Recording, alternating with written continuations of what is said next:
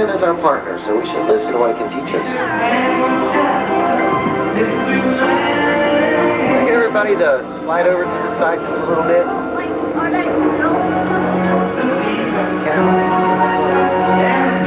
That's a little better, thanks.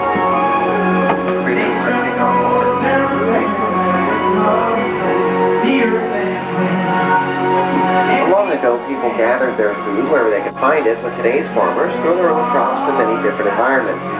Now, these environments often present difficult challenges, so once again, it's important that we work with the land and listen. Listen to the land.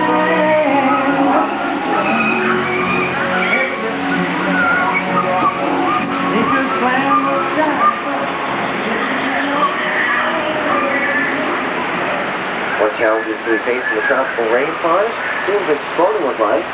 And here, tremendous rain, high humidity, and rugged terrain make food cultivation difficult.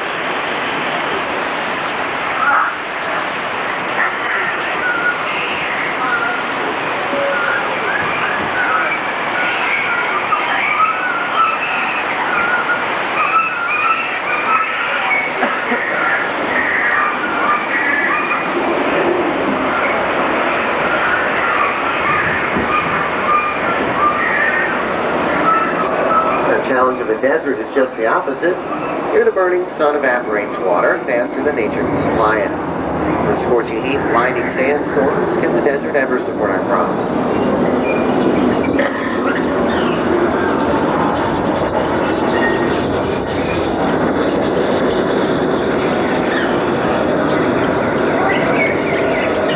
People once asked the same question of the wild American prairie. The site confronted settlers with unpredictable weather, brush fires, swarms of locusts, and other pests. But the land was there, vast and fertile.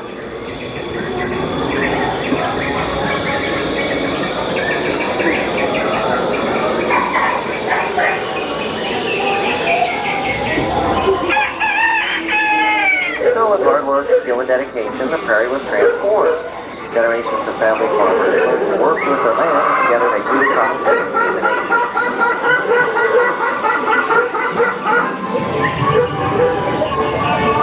Now we'll take a look back at some of the pioneering achievements of American farmers.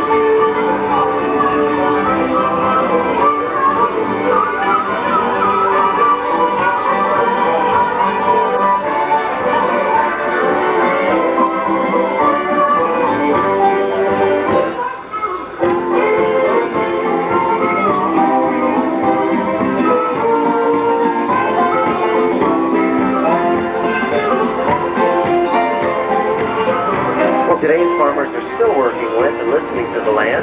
Research continues to give us better plant and animal production, as well as new insight into matching the right crops to the right environments.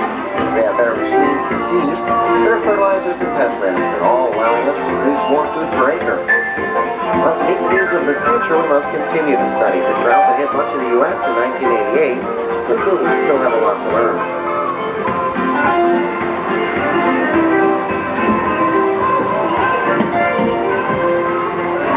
You're now about to enter a special part of EPCOT Center. In this showcase, you'll see our simulated tropical and desert farms and other research facilities. Many of the plants that we grow here have great potential for the future. Some are harvested and served right here in our EPCOT Center restaurants. To ensure year-round harvest, our growing areas are fully enclosed and climate controlled. This provides us with a showcase for the concepts, tools, and technologies that may shape tomorrow's farms. But for your safety, we do ask you please keep those hands inside the boat. And for the health of the plants, we do ask you please refrain from touching any of the plants. Thank you. We're now in our tropical farm. The crop selection is critical if farming is to succeed, and here in our tropical farm, we've intercropped coconut with cacao and sweet potato. Intercropping is growing 2 or more plants together in order to produce more food in less space. Now the tropics provide us with plenty of sunshine, rain, and warm temperatures year-round. Plants like papaya, banana, and sugarcane thrive in these conditions. Rice is an excellent grain to grow in the tropics. It thrives in a wide variety of environments. In fact, rice is one of 3 grains which together provide nearly 80% of the world's food supply. Some other crops that thrive in the tropics, the peach palm, where we get heart of palm from. From the root of the cassava, we get the flavoring for tapioca and arsenic. Loofah gourd, where we get loofah sponges. Pineapple. You know, it takes almost 2 years for one pineapple to be produced by a pineapple plant. Many thousands of plants found here in the tropical rainforest could yield rich new crops for the future. It's important that we continue to study the tropics, learn to preserve these resources, and use them wisely.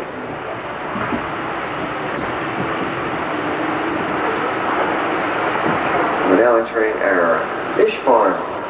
Fish farming is one of the fastest growing food industries.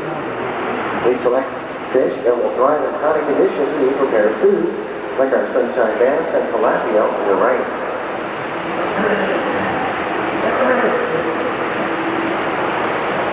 On your left is pacu, a vegetarian cousin of the piranha.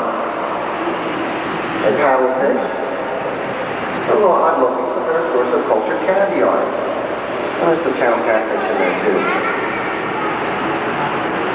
Well, here in Arkansas, we harvest tons of fish each year, and most of those fish are served right here in our EPCOT Center restaurants. There's opportunity to get a closer look at some of our fish.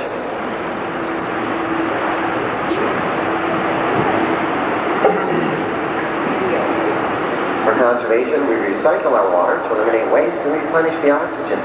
Using technologies like these, we can grow fish almost anywhere, even in the hot, barren desert. Now, if you look to your right, you'll see an exposed section of the drip irrigation tubing that's buried beneath the soil here in our desert farm. By delivering water directly to the roots of the plants, we can conserve our water supplies. Computerized drip irrigation systems like ours may be used extensively in the future, but such advanced systems aren't always needed. Plants with great farming potential already thrive in the desert, like the sunflower and desert squash. Drought-resistant crops like amaranth, cotton, and sorghum up ahead help retain valuable topsoil while producing important cereal and cattle feeds. So you see, even the challenges of the desert can be met by matching the right crops to the right environment and using the appropriate technologies. We're now entering our production greenhouse, where we grow food to be served in our EPCOT Center restaurants. So for all the food our guests eat, we do harvest tons of crops in this small area each year. Our fully controlled conditions allow us to use some unusual growing techniques. Vertical growing saves space and makes it easier to inspect the plants for disease and pests. We're also able to grow plants without soil. That's called hydroponics. The essential nutrients found in the soil are dissolved in water and applied right to the roots of the plants. For example, these beds of lettuce are floating in a hydroponic solution.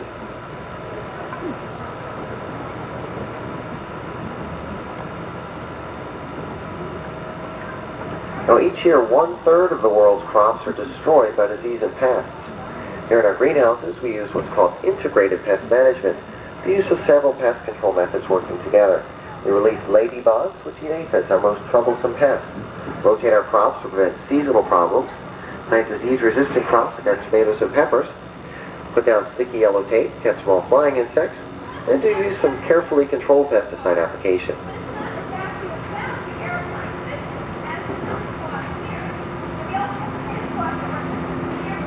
As we move into the future, we'll still rely on traditional farms, but we'll also use innovative farming techniques that we're studying here at EPCOT. These plants are being grown using aeroponics. That nutrient solution is sprayed right onto the roots of the plants.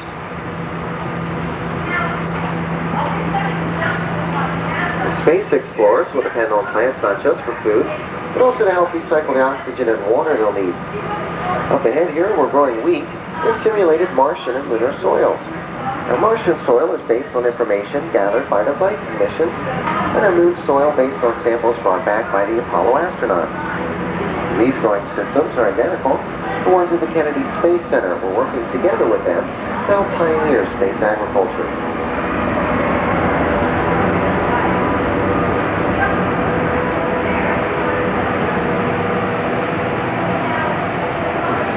Now, for thousands of years, farmers have worked to breed superior.